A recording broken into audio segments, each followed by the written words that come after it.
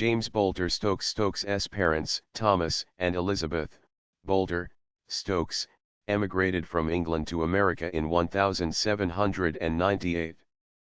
They settled in an area north of New York on the Hudson River near Sing Sing. Financial difficulties forced them to move to New York, where Thomas started businesses importing fine woolen cloth, selling coal, and investing in property. He was a religious man and joined the New York Peace Society and the New York Tract Society, becoming acquainted with Anson Green Phelps and David Low Dodge. He died in 1832, at which time James and his brother Edward Halesworth Stokes took over the businesses. In 1833, James Boulter Stokes traveled to England and met his maternal grandfather, James Boulter, for the first time. He found the gentleman to be so objectionable that he immediately removed the name Boulter from his own signature, and from that time forward was known simply as James Stokes. Stokes's younger brother, Josiah, worked for Anson Green Phelps as a confidential clerk. On May 4, 1832, Josiah was killed when the warehouse he was working in collapsed due to structural failure.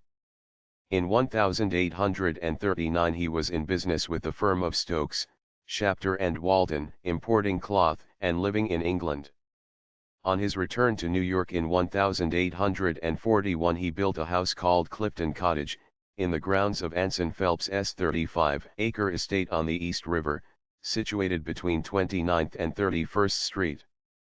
Later he lived in 37 Madison Avenue and Indiana, a house situated between the villages of Old Derby and Ansonia. Business during the 1837 financial crisis, when the banks had suspended payments.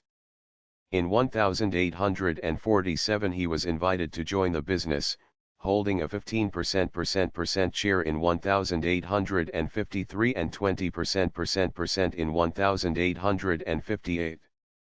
He became the first president of the Ansonia Brass and Copper Company, the Ansonia Clock Company, and the Ansonia Land and Water Company. Later two of his sons, Anson Phelps Stokes and Thomas Stokes, joined Phelps, Dodge and Co. Stokes had business interests outside of Phelps, Dodge, including the ownership of 38,000 acres of pine land in Michigan. Stokes took interest in several organizations, including the Association for Improving the Condition of the Poor, Hospital for Ruptured and Crippled, New York Eye and Ear Infirmary, Society for the Prevention of Cruelty to Animals, and the Greenwich Savings Bank.